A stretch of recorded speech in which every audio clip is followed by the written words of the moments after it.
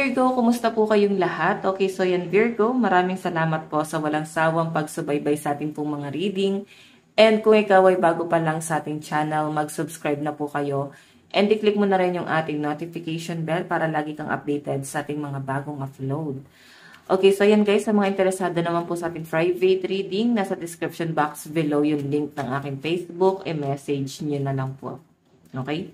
And para naman guys, sa iba pang guidance, ayun, maganda pa rin na alam nyo ang inyong Sun, Moon, Rising, and Venus sign. Ayan, para sa iba pang mensahe, okay? Para mas guided ka this week. Okay, so tingnan natin guys, ganap sa inyo this week. Virgo. Masasagap po sa mga Virgo, medyo irritable kayo this week. Parang medyo maano kayo, mabilis mag-init yung ulo nyo. Ayan. Or parang hindi mo makontrol yung emosyon mo. Okay, nasasagap ko yung stress ng mga Virgo. Sige, tignan natin ha. Ayan, yun yung nasa channel ko sa inyo. Parang mabilis mag-init yung ulo nyo. Okay, so Virgo, meron tayong King of Coins. Pwedeng dahil sa pera. Siguro medyo stress ka sa pera. Or pwedeng dahil, nakakaluwag-luwag ka na. Okay? O yung iba naman sa inyo guys, pwedeng may nagmaliit sa'yo. May naliit ka nitong taong to. Parang sinabi sa inyo na, hanggang dyan ka na lang, ganito, ganyan. Kaya parang nangangarap ng mataas ang Virgo. Ayan medyo nakukulangan ka sa source of income mo. And pwedeng mag-iisip-isip ka this week kung ano pa ba yung pwede mong pagkakitaan. Ganun yung pinapakita sa akin. Ano pa ba yung pwede nyo maging trabaho? So, pwede magpaplano na yung iba sa inyo na mag-change na rin talaga ng career this week. Okay? Ayan, naisip na rin ng mga Virgo dito kung saan ka mas magiging successful. Kung ikaw ba ay magiging empleyado or magbi-business. Okay, hawak-hawak mo yung pera mo. Pero, mahirap kasi guys mag-decide pag ganito pa lang kaunti yung pera mo. So, siguro ito yung pinaplano mo. Itong malaking pentacles na to. Ito yung iniisip mo na parang maging yung sapat na ipon mo para mas makapagsimula ka talaga para sa buhay mo. Ayan. Sige, tingnan pa natin. Virgo.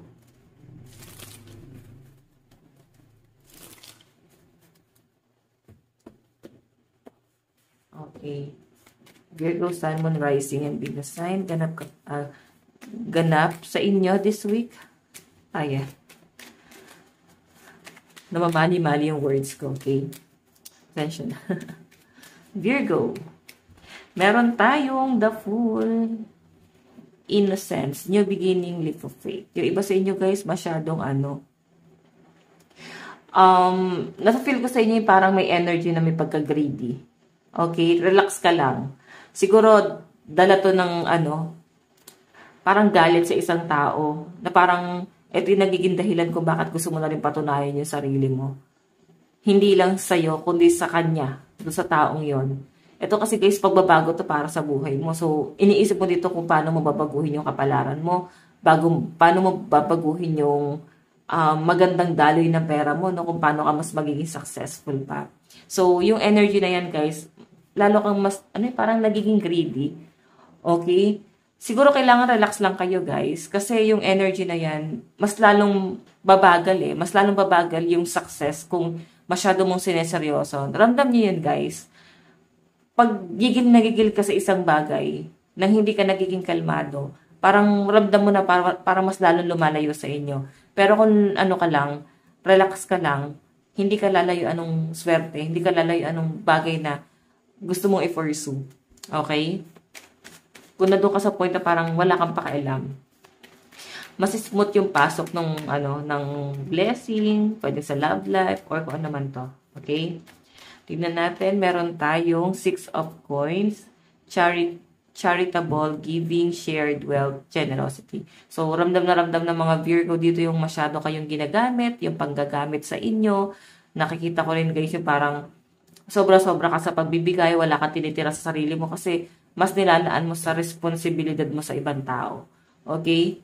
Masyado ka guys,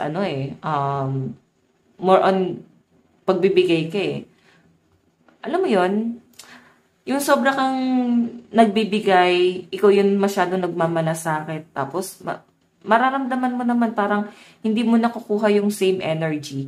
So, hindi patas, hindi balanse, hindi maganda yung nakikita kong energy na pwedeng makuha mo, no? Since hindi nagiging balance ang lahat. Okay, kailangan kasi guys, balance ka dito sa bagay na to. Okay? Sige, tingnan pa natin. Virgo. Ayun, no? Mas tumutulong ka sa ibang tao kaysa sa pamilya mo. Mas nagbibigay ka sa ibang tao o sa ibang pamilya kaysa sa pamilya mo talaga. Kasi nandun yung pagmamalasakit mo. Nandun yung pagtitiis mo sa isang bagay. Okay, tignan pa natin. Meron tayong stop, responsible, consistent, hardworking. So, mararamdaman mo guys parang, medyo lutang, like, hindi mo magampanan ng maayos yung trabaho mo, mabagal yung daloy ng pera, masyado ka nakapokus dun sa mga problema, masyado ka nakapokus dun sa mga bagay na dinadown ka, sa halip na pagtuunan mo ng pansin dito kung paano ka mag-grow, no? So, kung sa love life mo to guys, ayan, mas malinaw kasi sa love life, Virgo masyado kang minamaliit ng person mo. Ganun yung pinapakita sa akin. Then, parang mas nagmamalasakit ka na magbigay sa pamilya niya kaysa mas magbigay sa family mo. Kung makikita mo, medyo mabagal yung daloy ng pera mo kasi nilalaan mo lahat sa responsibilidad mo and binibigay mo lahat sa person mo. So, parang kang nagiging dito, kung babae ka, nagiging sugar mommy ka, kung lalaki ka, sugar daddy. Parang ganun yung energy. Okay, masyado kang gamit na gamit and then, nagbubulag-bulagan ka dito sa bagay na to. Okay? Hindi lang yung person mo yung, parang inaabuso, no? Umaabuso sa'yo. Ikaw rin inaabuso mo yung sarili mo kasi hinahayaan mo na mangyari to sa'yo. Okay? Tignan natin. Natatakot ka, Virgo, na mawala ang lahat ng bagay sa'yo.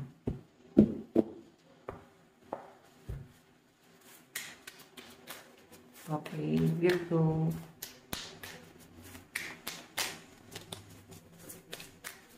Meron tayong Queen of Cups. May minamanifest ka, Virgo. As in, gustong-gusto mong mangyari itong bagay na to. Itong minamanifest mo na to. Okay. Tignan natin. So, para mas powerful yan, guys, ngayong full moon, try mo mag-manifest.